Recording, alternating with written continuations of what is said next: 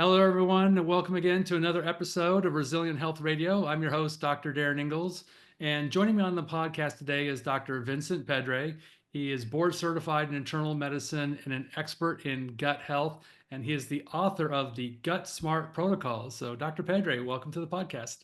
Thanks so much for having me. That's great to be here with you. We talk so much about the importance of gut health. The gut does the obvious things. It's digestion, it's absorption, it's how we, get our nutrients, but it also accounts for up to, 60 to 80% of our immune function. And, what do you think it is with, I'll say Americans, I'll pick on us because we're both American. What is it about Americans that we are doing wrong that probably really is damaging our gut that we're not aware of? There are a couple of things that I think are super important that are right underneath our noses that everyone does on a daily basis, and we just don't give it a second thought. And we're not really paying attention to how it could be actually causing a negative impact on our gut health and also overall health. One of them is drinking coffee every day. And most people are not making coffee at home. Or if they are, I've got a lot of friends using K-cups or those pods, with the Right. machines. And even if either you're doing that or picking up your coffee to go in one of those to-go cups, the cup is lined with plastic, and the K-cups are also, the inside of the K-cups are lined with plastic. So we're getting exposed to microplastics that are released when that plastic comes into contact with hot water. And the thing is, we don't have a lot of studies yet, but we have some evolving studies. There's one from 2022 that looked at patients with inflammatory bowel disease and their exposure to microplastics and whether you could find microplastics in their feces compared to normals. And what they found was that people with inflammatory bowel disease had higher levels of microplastics found in their stool. And the worse the disease, the higher the levels of microplastics. Now, to be scientific, we have to say, like, this is just a correlation study. This is not a Right. cause and effect. But you do have to start asking questions when we see these connections, like something is high in a given population that has a certain type of disease, in this case, an inflammatory bowel disease like ulcerative colitis. But then they've looked at animal studies and exposing them to microplastics and what that does to them. And an example is a study done on zebrafish, where they were looking at the gut microbiome of the zebrafish and also the mucus layer of the gut lining. And what they found was that microplastics cause shifts in the gut microbiome, allowing for certain bad bugs to grow. And it also impacted the mucus layer, reducing the production of mucus. Now, we know that the mucus layer is super important. It's this polysaccharide layer that's on the other side of the gut lining inside the lumen that's basically like a buffer zone that's full of things like it has secretory IgA, so it has antibodies. It's keeping bad bugs at bay. It's creating a much thicker barrier to not allow them to get to our gut lining. So when you start breaking down this mucus layer, that's the first step that then leads to things like leaky gut, increased intestinal permeability, and inflammation. And we know from another study that was done with mice, looking again at exposing them to microplastics and what that does. And they found that in mice, it causes metabolic derangement. It led to weight gain. It also led to lipid abnormalities where their cholesterol levels went up. So, like, as you hear this, you're probably thinking, like, I have patients with metabolic issues, weight gain, with lipid abnormalities. And sometimes you're kind of like thinking like, well, or colitis, like what is the underlying causative factor? And up until recently, I don't think we're really talking about microplastics that much. Yeah, I'm glad you mentioned that because I just literally read a study this past week, and again, it was an animal study, so take it for its worth. But they're finding that, not only do you get exposed to these microplastics, which affect the gut, but these microplastics get absorbed and they can deposit in the brain. And at least in the animal Wow. study, I think up to 10% of the volume was being taken up by microplastics. That's a lot. So what's that doing to neurological function, cognition, memory, focus? Are we going to see Alzheimer's, dementia as a result of all these microplastics? Yeah, and the other thing to mention about them is, we're talking about how they can cause alterations in the gut microbiome leading to dysbiosis. We're talking about loss of mucus layer leading to leaky gut. When you have a leaky gut, you also have a leaky blood-brain barrier, so it makes it easier for external toxins to enter the brain circulation and then get deposited in the brain. But the other part of the conversation is we have to think about, well, what are these microplastics made out of? A lot of them are made from petroleum derivatives, and they act as xenoestrogens. So they are endocrine disrupting chemicals. They come in and they scramble your own hormonal signaling system.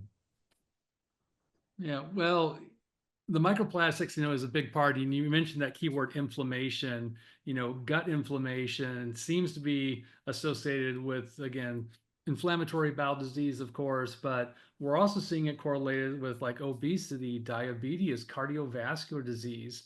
What are some things that people should be thinking about doing to help, control the inflammation in their gut, aside from, coffee and microplastics?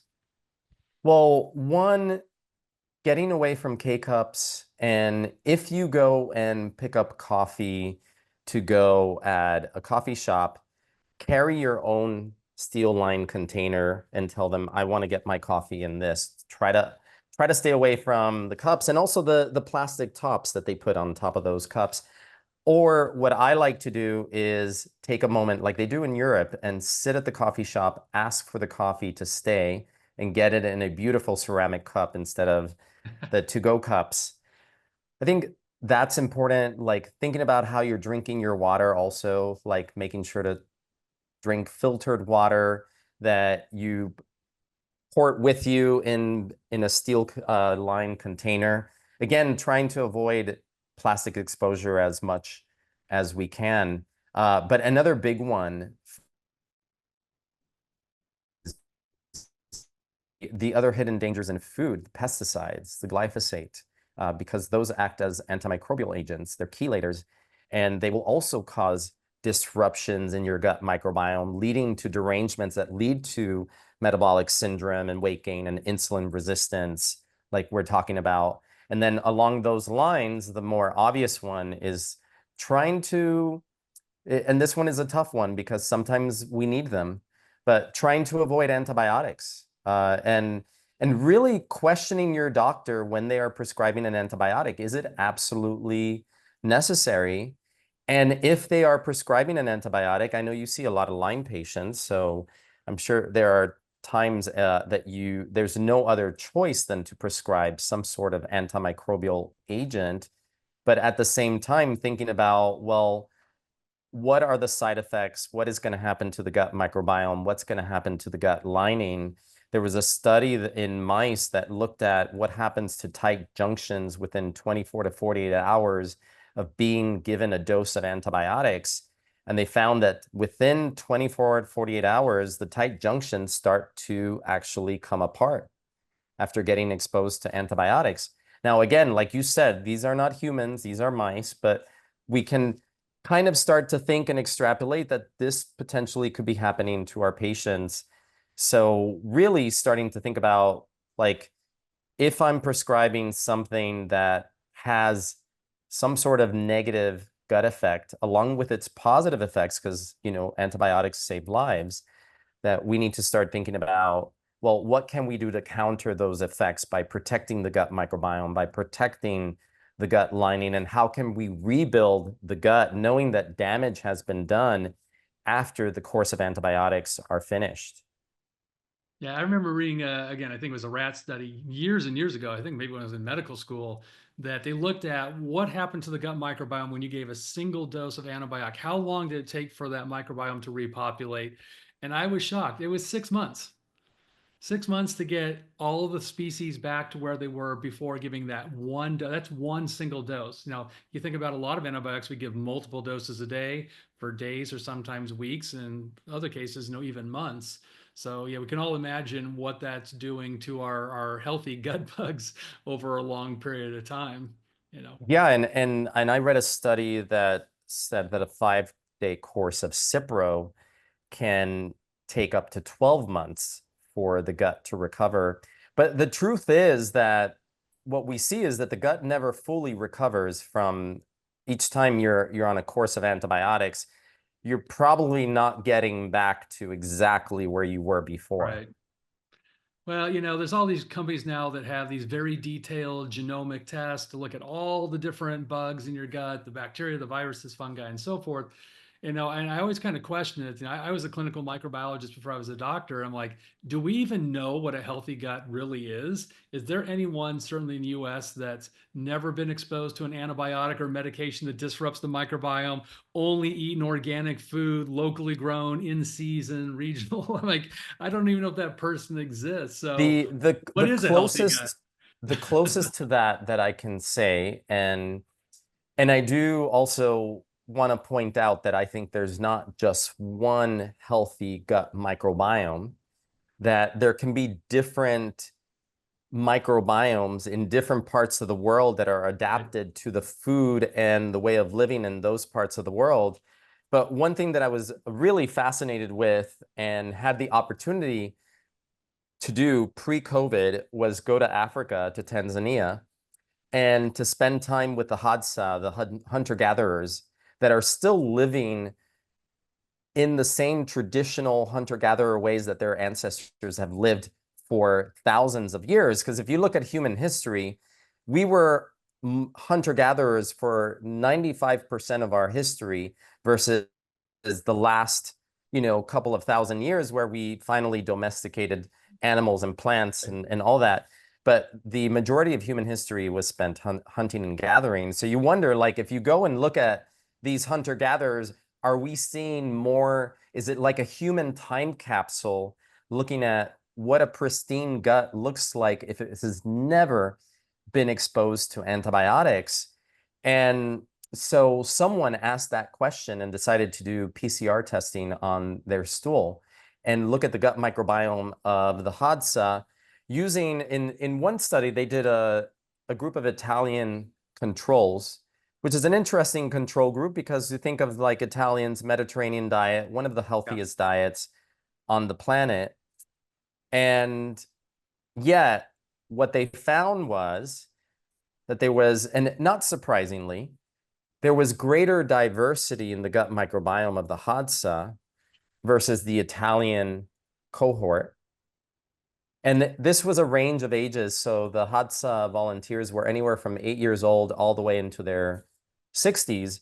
Now, that would be fine and dandy, like, okay, this is a curiosity, but why I was particularly interested in the Hadza, and I wrote about them in my last book, the GutSMART Protocol, is because not only do they have greater diversity, and we know from a study done in Stanford University that higher gut diversity leads to lower inflammation. But what's really important and distinct about the Hadza is that they don't have diabetes, they do not have obesity, they do not get heart disease, they do not get cancer. They basically are devoid of the chronic degenerative diseases that we associate with the West. Right. And yet they don't have as diverse of a diet as you would think, because being hunter-gatherers, what they tend to eat is quite limited in spectrum. It's not, compared to Italian control, where you imagine like they're eating greens and tomatoes and, Yeah. like so many fresh vegetables. The Hadza are picking wild berries. They're eating wild honey. They're eating baobab fruit, which is really high in fiber. They break it up and eat the inside, and they're eating tubers that are just freshly um, dug up from the earth. that have a very similar consistency to like jicama, like kind of more of like a watery, crunchy type of potato that can be eaten raw. And then they're eating wild animals that they hunt. And that's pretty much the spectrum of their diet. And yet they have this incredibly diverse gut microbiome. They're exposed to a lot more fiber in their food than Westerners. So typical Westerner will eat 10 to 15 grams of fiber. A Hadza is getting anywhere between 40 and 50 grams per day of fiber. The women tend to eat more tubers, whereas the men, because they're out hunting, they will tend to eat more animals and protein. And it's really interesting that the makeup of their gut microbiome is actually designed to be able to break down more of those really hard to break down vegetable fibers like cellulose. So I think you'll find this particularly fascinating. When I was digging into the research on the Hadza and looking at like what had they found in their microbiome, they found that they actually also have treponema in their microbiome. And we think of treponema as a toxic bacteria that can lead to all sorts of diseases, syphilis, and cause a skin disease. And yet with them, it doesn't cause anything. And the reason that they have treponema in their gut is because it's specially skilled to help them break down those vegetable fibers, those celluloses. So the treponema enhances their ability to tolerate. And then, so you look at that, and going back to what you said as a microbiologist, like, do we really know what the true healthy gut microbiome is? Because if I take that treponema and put it in the gut of a Westerner, it will probably Yeah, cause disease because it's now in an environment where it is not balanced out by all right. of the other important players and bugs that are inside the gut of a Hadza hunter-gatherer. So it's a really complex question. And like you see these companies now like, oh, we do like advanced sequencing and we can tell you what your whole genome, what Yeah. everything looks like in your gut. And I think like, well, that's great, but we can't make full clinical decisions from that yet. I completely agree. And people bring me this 80-page report of every single bug in their gut. I'm like, that's great. Yeah, what do you do about it clinically? Eat more fiber. And it's interesting you're talking about this tribe in Africa. I remember reading about the Maasai in National Geographic. Traditionally the Maasai, now I've heard it's changed in modern years, but their entire diet was the cow.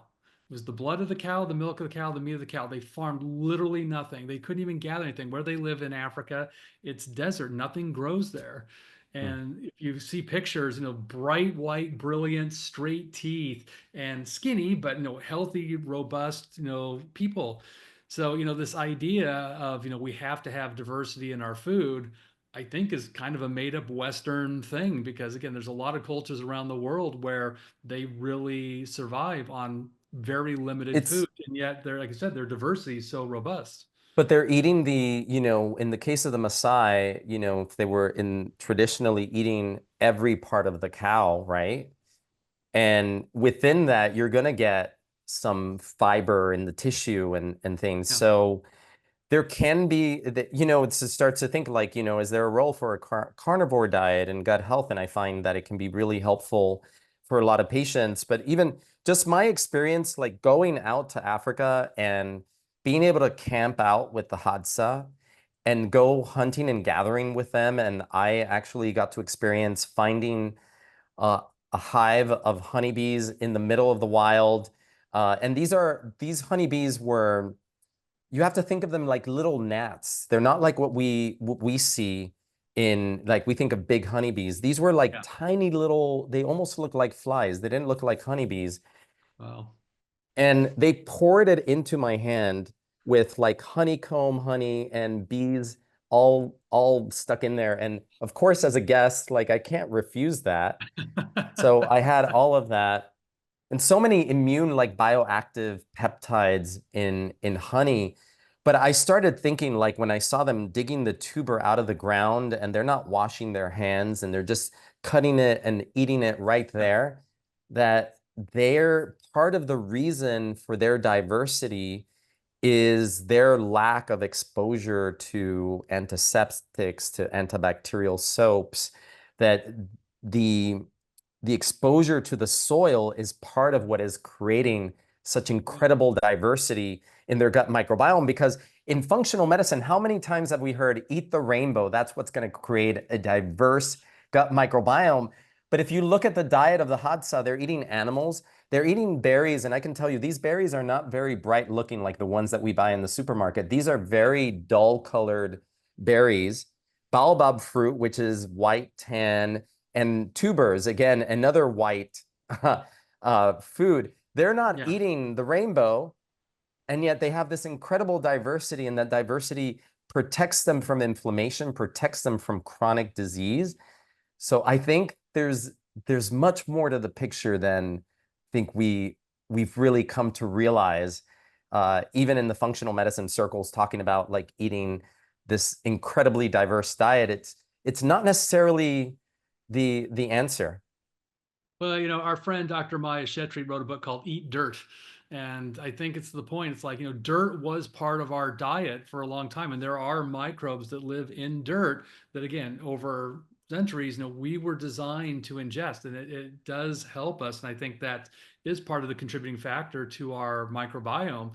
But we're such a paranoid society about getting sick from food. We triple wash our lettuce and we do all these things to, get dirt off. But again, this effort to sterilize our food supply, it seems also to be working against us. And I remember talking with Dr. William Parker at Duke, who's been studying rat tapeworm, this Hymenopteris diminuata as a immune modulating agent, because again, we used to eat these in our grain products. They were just milled in with the grain and we would eat it. Now they take all these measures to eliminate it. It's completely benign to humans.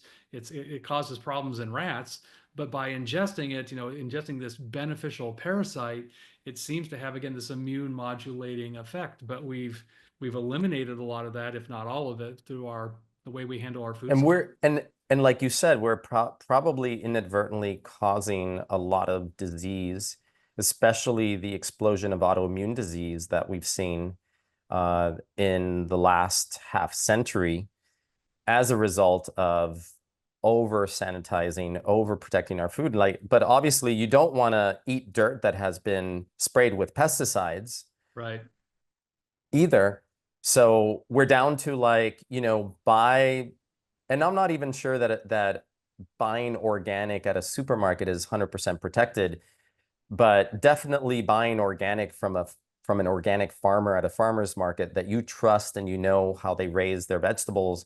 Um, when I buy from certain organic farms at the farmers markets in New York City, the vegetables in my fridge that I buy from them last 4 times as long as anything that I buy organic at any of the large chain supermarkets. Yeah. Yeah, well, if it's really organic because again, most organic food, no matter who you get it from, is probably going to start to go bad in a handful of days. So, this idea again that you need to store food, again, I think that's very much a Western culture thing. Even in like Europe, I mean, I've been to Italy and other places where the refrigerator are very small. They don't really store food. They go to the market every day, every other day. You always buy, just for the next day or two because you always want fresh, clean food, and they don't want food Makes that's been sense. sitting in a fridge or freezer for days or weeks on end.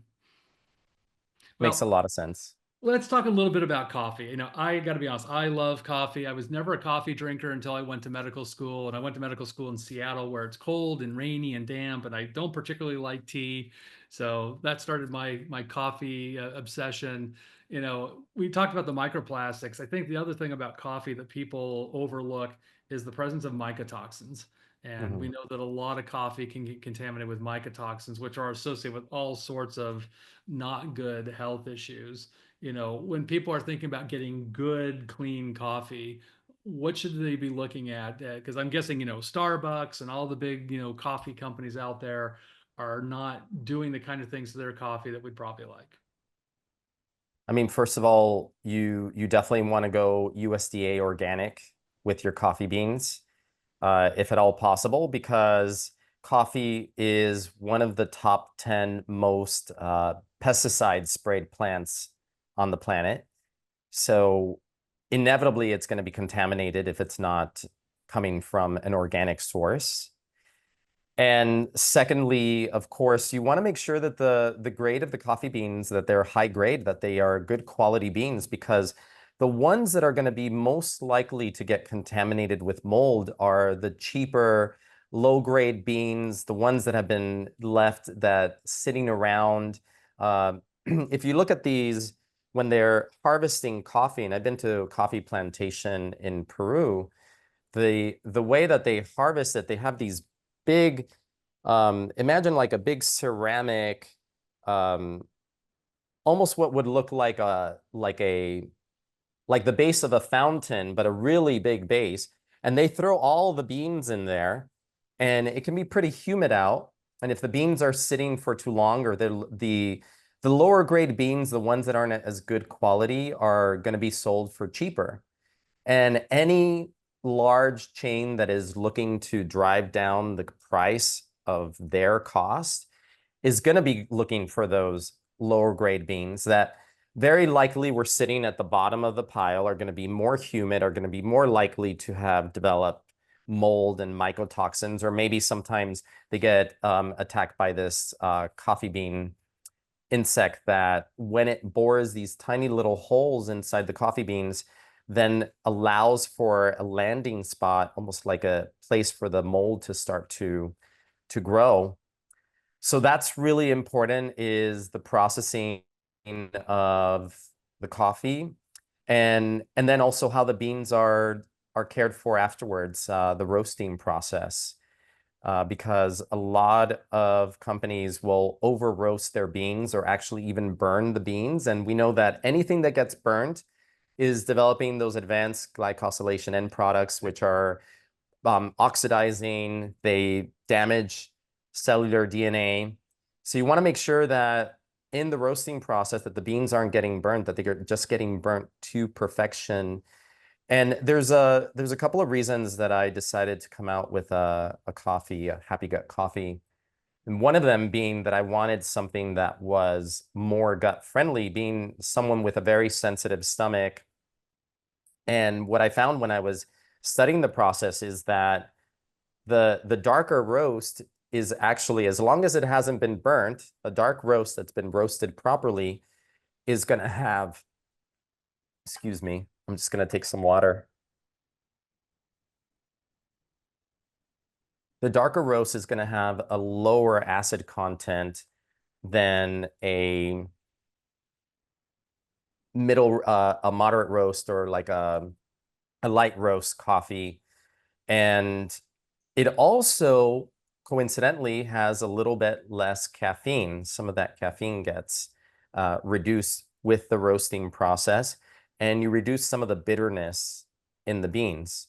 And that's one thing that we do with our micro roasting facility, is make sure we get the dark roast just right, lower the acidity, making it more gut friendly, but then also making sure that our beans are sourced from small farmers that are organic, so we can have the USDA organic seal on it, as well as having third-party tested to make sure that it's free of mold, mycotoxins, and pesticides, glyphosate, heavy metals, all of the other things that are the hidden dangers that we don't really think about when we're drinking something as innocuous as coffee, which is, you know, one of the most socially accepted drinks worldwide.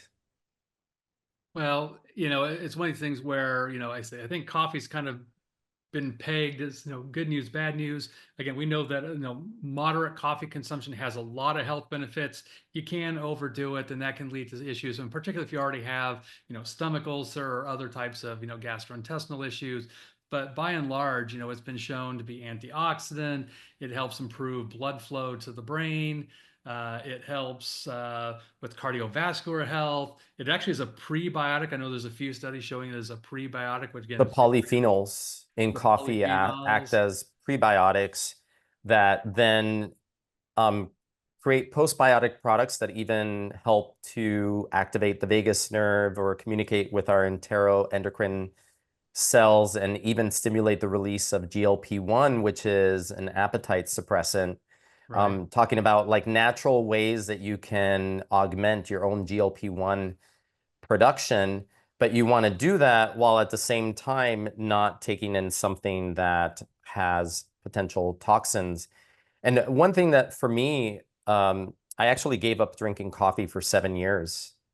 And part of the reason is that I'm one of those slow metabolizers. So I'm 50% of those of people worldwide have the genetic polymorphism where their enzyme is much slower. And so caffeine metabolites will stick around for a very long time. So I went through a caffeine detox and then stopped drinking coffee in 2016, 2017, and didn't touch coffee again until I started considering coming out with my own coffee. And I was a bit hesitant and nervous, but I decided, okay, I'm just going to try it because the majority of people drink caffeine, and that's just the way it is. Like most people are not drinking decaf.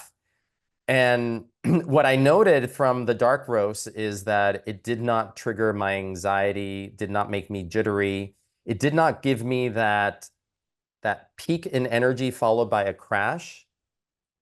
And it got me thinking that a lot of times when I used to drink coffee, I would get that peak in energy, but I would also get almost like this feeling of mental fog, like my brain was in a cloud, and that could come like an hour, two, three hours later.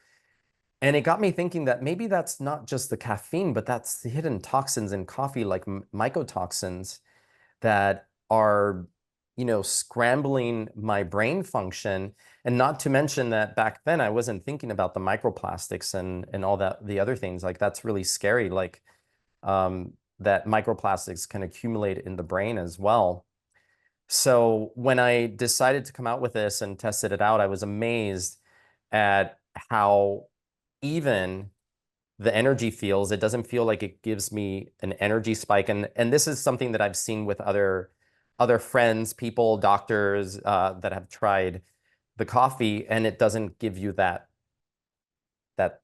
crash at the end that a lot of people experience. And that's why you're going for that second cup of coffee.